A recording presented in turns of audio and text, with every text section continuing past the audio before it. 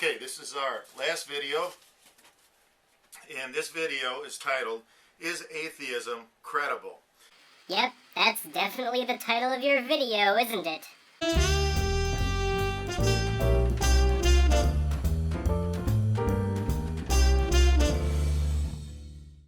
Atheists don't believe that there is a God, and I just want to give you a demonstration to see whether or not atheism, the belief in atheism, is actually credible. Oh God, he's gonna do that stupid circle thing, isn't he? Well, this should be really, really easy to refute. Whenever you're talking to an atheist, you ask them if you can have them participate in a little demonstration. Of course, they're going to agree to it. What if I told you I didn't agree? What if I already knew what you were up to? But what you'll do is you'll take a piece of paper like this, and then you're going to draw a circle.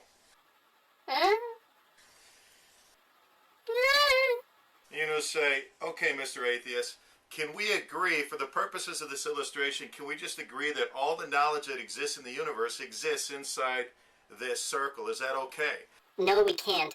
The fact is we have no idea how much knowledge is in the universe. Right now, you're assuming that there is a finite amount of knowledge in the universe.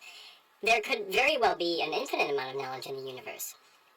Now, I mean, you suppose that your God is omniscient, right? And that he can see infinitely into the future and infinitely into the past.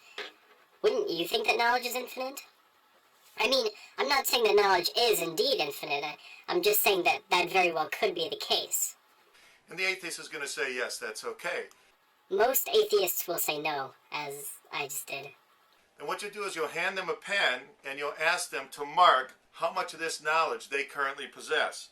And I would say to you that I don't have arms. Well, then the second thing I would say to you is that I don't know how much knowledge I currently possess.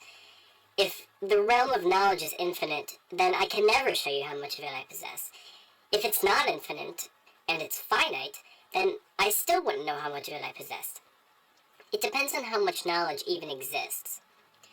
If not a lot of knowledge exists, then mark on my paper a really big circle. If a lot of knowledge exists, then mark on my paper a really small circle.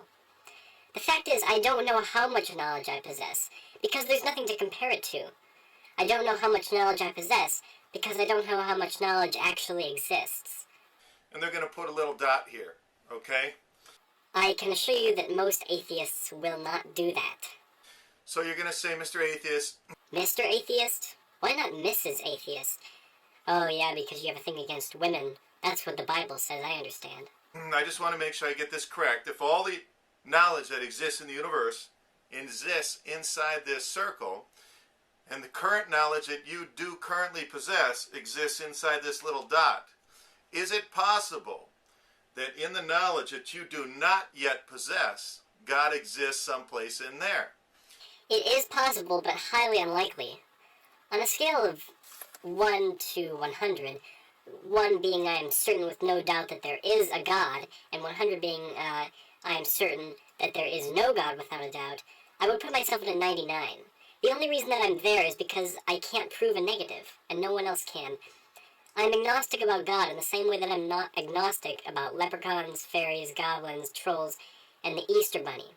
And of course he's going to have to say, yes, I guess that is possible. God could exist there. Would you say that somewhere in the realm of unknown knowledge there exists an Easter Bunny, a flying spaghetti monster, an invisible pink unicorn? See, this doesn't prove anything. The burden of proof is always on the people making the claim. Simply attempting to say, what if you're wrong, doesn't prove a damn thing. This whole circle deal is basically just a mixture of Pascal's wager and an attempt to shift the burden of proof. But just because something could possibly exist doesn't mean it does. You still need to prove God's existence. So you have to ask yourself, is the belief in atheism a credible belief? Yes, the burden of proof is, once again, on yourself. So let me ask you something else. Demonstration's over, by the way. Since we know in some gigantic cosmic circle all the knowledge in the universe does exist. I've already proven that that is not the case. And we know that no human could ever possess that knowledge. So why do you possess the knowledge of a God, but we don't? Do you think that you have the power to know more than other people? Or is a God just an asshole who only reveals himself to sad-looking apologists with crappy video cameras trying to defend his existence. The only thing that we know is that in some giant cosmic circle, all the knowledge in the universe does exist, and it was put there by somebody or something. How do you know? How can you prove it? See, here's the thing.